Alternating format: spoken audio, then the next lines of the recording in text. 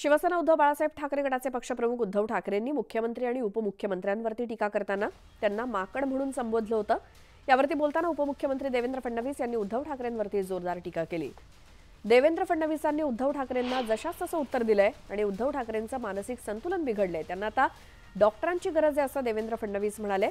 तर दाढीवाल्याच्या नादी लागू नका असं म्हणत शिवसेनेनं ठाकरेंवरती प्रहार केला। उद्धव ठाकरे यांनी मुख्यमंत्री आणि उपमुख्यमंत्र्यांवरती टीका केली होती आणि याला देवेंद्र फडणवीसांनी उत्तर दिलंय।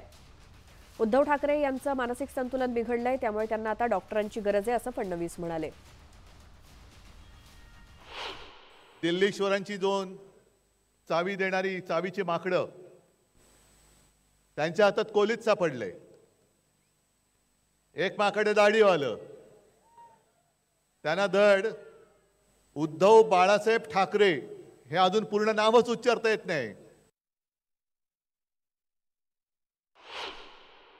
उद्धवजींचा बॅलन्स गेलेला आहे, त्यांना मेडिकल हेल्पची आवश्यकता आहे। त्यांनी एखाद्या चांगल्या सायकियाट्रिस्टला दाखवावं आणि त्यांनी त्या ठिकाणी मदत घ्यावी।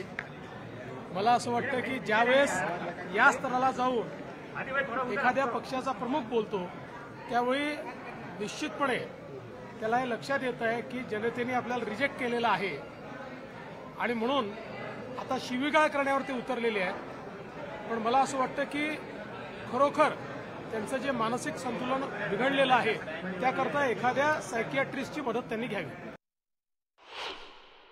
राजकारणाच्या पलीकडचे देखील संबंध असतात। मग आता मी पृथ्वीराज चव्हाण साहेबांना भेटलो म्हणजे मी काय काँग्रेसमध्ये गेलो की ते माझ्याकडे आले? असं होत नाही।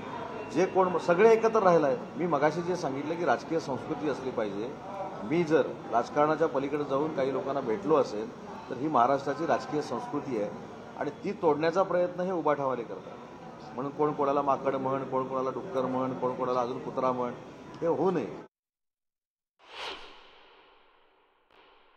दाढीवाल्याचा चमत्कार त्यांनी पाहिलेला आहे आणि म्हणून एखाद्याने आपल्यावर केलेला आघात, त्याच्यापासून होणारा त्रास, या फ्रस्ट्रेशनमध्ये त्यांनी हे वाक्य वापरलेले आहे। एक लक्षात ठेवा, जे जे दाढीवाले असतात ना ते योग्य वेळेला करेक्ट कार्यक्रम करतात हे आपण पाहिलेलं आहे। म्हणून आता जास्त दाढीवाल्याच्या नादी लागू नका।